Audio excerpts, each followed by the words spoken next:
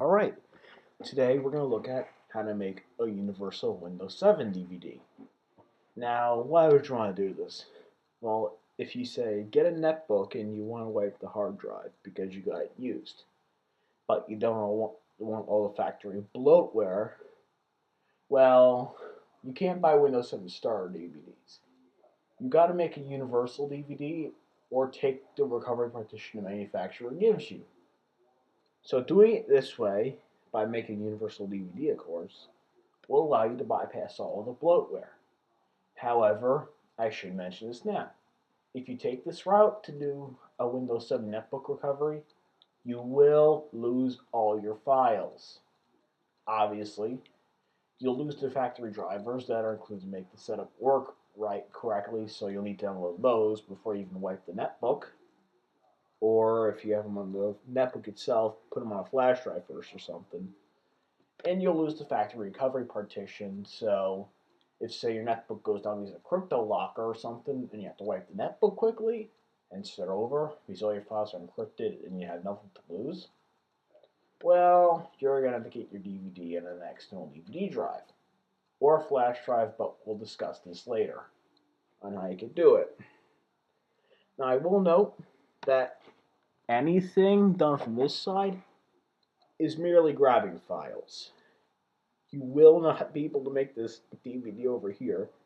You're going to need access to a PC. So we're going to be switching to a different computer later in the tutorial. Right now, this is just getting files over to a different computer. So, what are you going to need to do this? Well, you're going to need two files. Alright, your first thing you want to do is you want to make a folder called Win7 Universal 32-bit, or whatever name you want.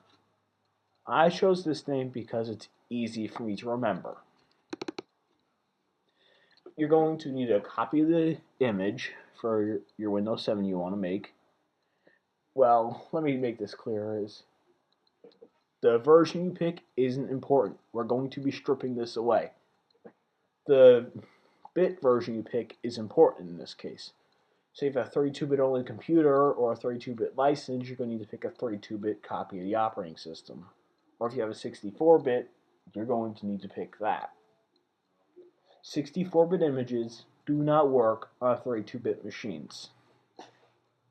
And as far as I'm concerned, you can't use a 32-bit license on a 64-bit disk. Correct me if I'm wrong on this, but to the best of my knowledge, you simply can't. And you're going to need something called EICFG removal utility, which can be found here. I'll put a link in the description of this. Yeah, this is what you're going to need to remove this configuration file. Another tangible benefit of doing this is you can use any key you want with that disk. It's not tied to an OEM key or a retail key or a bulk license anymore. You're free to use whatever key you want. So that's also another benefit of doing this. So we're going to put this in the link to the description. And I'm not going to reveal where I got this image for Windows 7. I just don't want to get in legal trouble. So you're on your own finding that image, but it shouldn't be too hard. You could probably Google it, and you could probably find the source where I got this. Not saying you will, but if you need to, or you don't have it, just Google it and you'll find the image. Okay, now we discussed what you're going to need. I'm going to have to plug in a device to store the image, the file on. If you have a flash drive, that's great, but if you don't, you're going to need to use a SD card or something. Providing your SD card wants to mount and is big enough. Clearly this one doesn't want to mount. Remember, this card will have to accommodate anywhere from 2.56 gigs or more. I would recommend at least 16 gigs of storage. So you go to put this in a card reader or a flash drive you have that, which in that case you get jammed in your card reader or your USB port.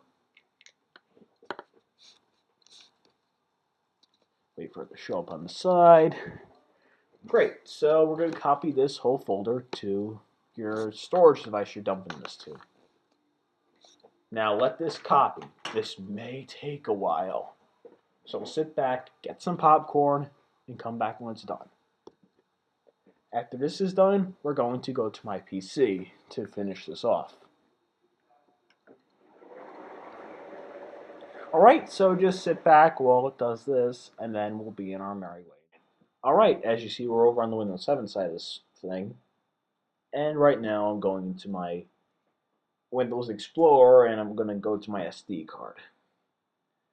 And then we go to my Win 7 Universal 32-bit folder I made earlier on the Mac. And we're going to run the EICFG removal utility folder that contains all the files. Yeah, and then run the executable for EICFG removal. And then it will default to your documents folder. Switch to your SD card if you did it on another machine that's not a Windows machine.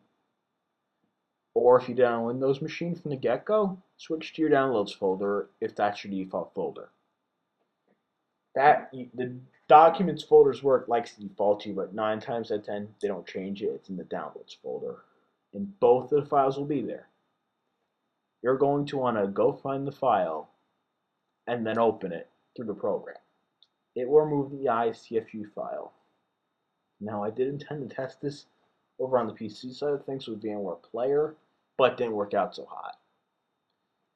And as you see here, I'm copying it to my desktop for safekeeping, just in case something goes wrong.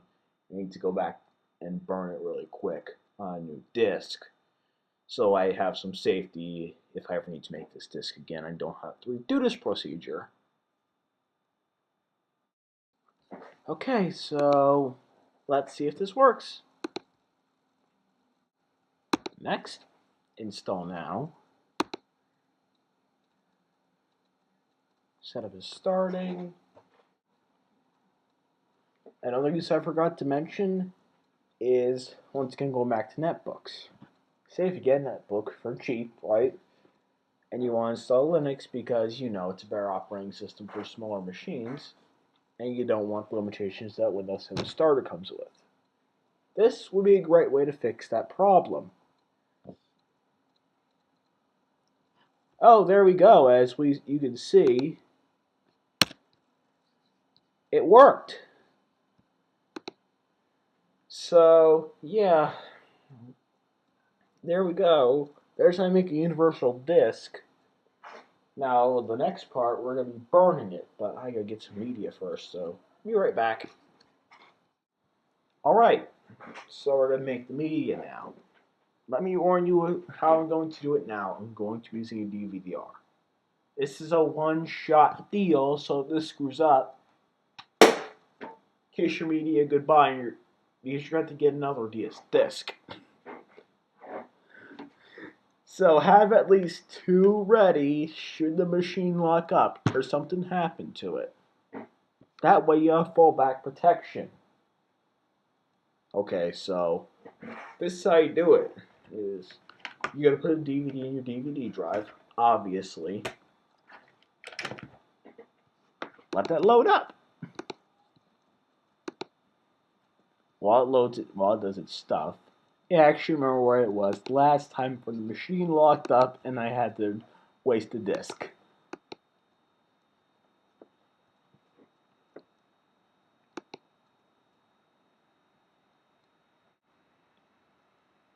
So I'm gonna let this burn. If you click cancel, it will produce the same effect as if the machine locks up.